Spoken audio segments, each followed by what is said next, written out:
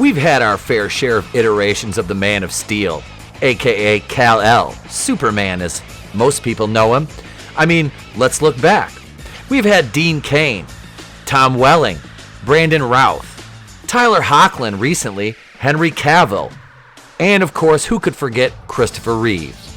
Enter racist author Ta-Nahesi Coates. Yes, he's written Black Panther and he's written a Captain America run. I haven't read either of them, nor will I ever read them, but people in the know that I listen to here on YouTube that have read them and review most of these comics have said that they're not very good, and they wonder how he won the awards that he's won. Well, I say they wonder in quotation marks because it's because he panders, and, well, we all know the leanings that happen when it comes to the comic book industry in the current day and age. I'm not one of those people who just throws the word racist around lightly because it is overused these days, like the word bro and yeet and many other words that the kids are saying, and that makes me sound really old.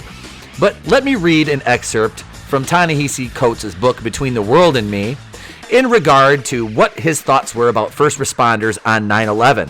They were not human to me, Coates wrote in his book, about the emergency responders who rushed into the World Trade Center on September 11th. Black, white, or whatever. They were menaces of nature. They were the fire, the comet, the storm, which could, with no justification, shatter my body.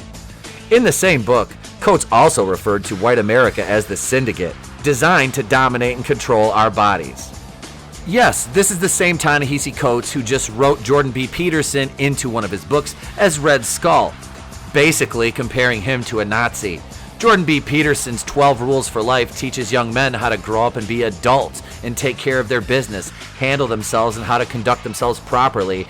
But apparently cleaning up your room and things of the like are now akin to Yahtzeeism, which in Ta-Nahesi Coates' odd worldview seems to be fitting with his other views that he holds. This next bit is a comment that I left on a Facebook page talking about who should play Kal-El if they race swap him. I said, if it's Kal-El, it should be Henry Cavill, no question. You're not winning woke points by tokenizing Kal-El and race swapping him. You've already hired Ta-Nahesi Coates, who hates the country that affords him the freedoms to allow him to spew his vile racist rhetoric. If you truly want a black Superman, use Val Zod or Calvin Ellis. They're already established in the lore of the comics. Or how about Mr. Coates actually shows some of the talent and creativity that he's paid for and creates a new Kryptonian who happens to be a black man? Tokenization isn't doing representation any favors. You're presenting a hand-me-down instead of something new.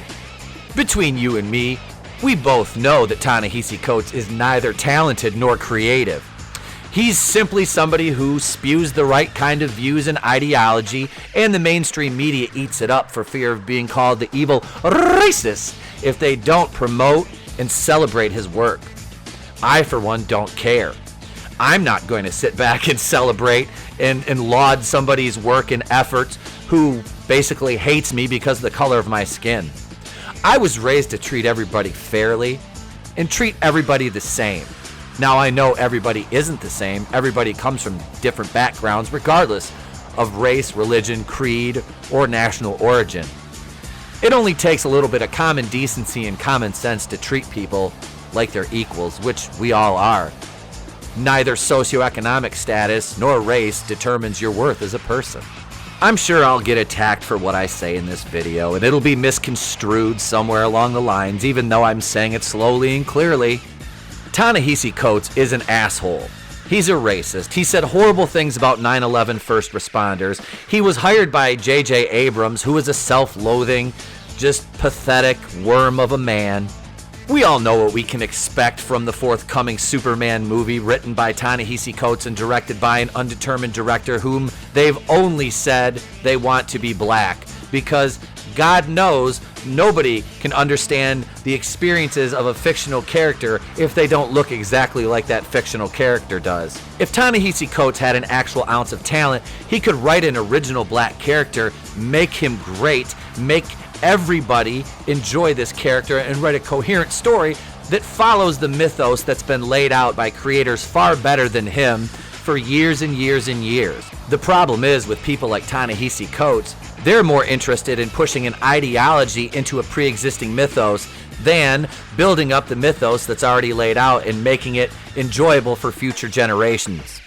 But hey, what do I know?